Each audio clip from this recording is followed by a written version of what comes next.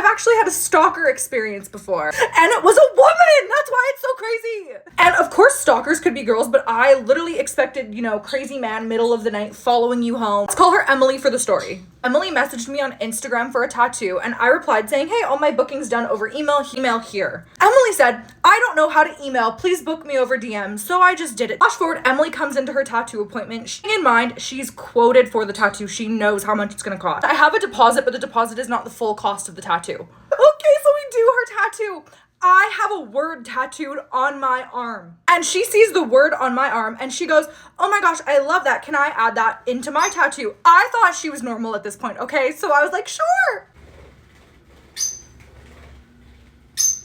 We finished the line work of the tattoo and Emily's like, I can't sit longer. Let's do 2 sessions. So I'm like, no worries. Let's get you booked for a second session. Your total for today is half of what I quoted you because you only sat for half. And motherfucking Emily goes, oh, I don't have the money. Do I need to get the cheese grater out? Like what? She pays a portion and I get her to sign a piece of paper saying, oh yes, I will pay the rest on X date because she said she gets paid in 2 days. Before she leaves, she's asking for my phone number and my Snapchat. And I'm like, oh, I'm so sorry. I don't cross that boundary with my client. During the session, the part that got me, she knew so much about me. I did not have a large social media following at this time at all. And she knew personal things about my friends that are not even on social media. As I'm trying to give her the benefit of the doubt, I'm just like, oh, maybe she like knows somebody that I know and heard about this. I guess who adds me on Snapchat the next day? Just guess, just take a guess. I don't accept it and she starts messaging me on Instagram. And do you wanna know what she's asking me on Instagram? Not accept my Snapchat, it's, can you send me $200?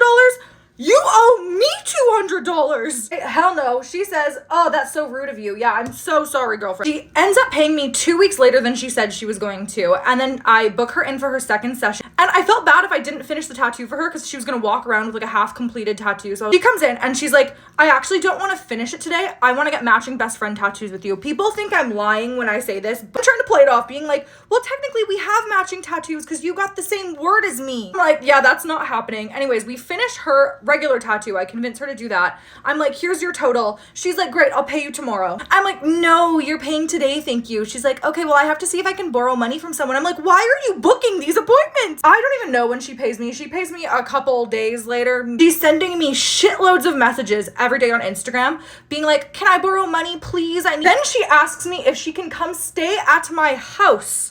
Hard pass. And she keeps asking me for my phone number and I'm just like, you know what? Sorry, I'm not gonna really reply to this anymore. At night, my now husband and I were sitting down and we were watching a movie and his WhatsApp starts blowing up. And the messages were like, hey, I'm one of Tamaya's friends. I just lost her phone number. Do you mind sending it to me? I just got a new phone. He blocks her. And the next day, I remember it like the back of my hand. She found my phone number. I don't know how she found my phone number. She probably went through my following list on Instagram and someone probably gave it to her. And the texts and FaceTime calls and the phone calls started and I was like, holy crap. And all of the texts when I went back to read them were, can you send me money? Can you send me money? Can I stay over at your house? Can we hang out? I know you have free time on Thursdays after your work. Can I meet you at work?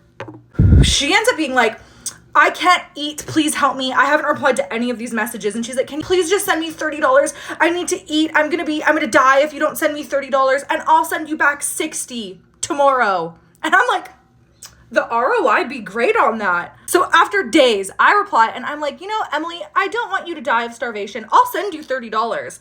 But if you don't pay me back the $30, I don't even need the fucking interest. I get to block you on every single fucking platform and you stop and you keep my name out your mouth. He obviously did not pay me back ever. So I said, oh, Emily, bye-bye. I'm blocking you today unless you send me the fucking money back.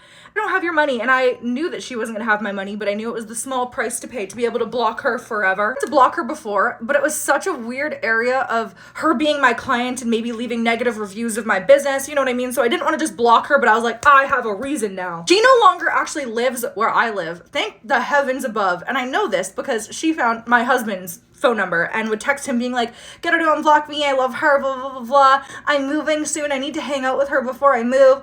Oh, I moved today, can she please call me? Oh, I need money for my move. Like, well, girl, what? So, hi, Emily, if you're watching me from a fake bunker account. Honestly, a lot more that I left out because I tried to condense this to be a short video and this was not a short video.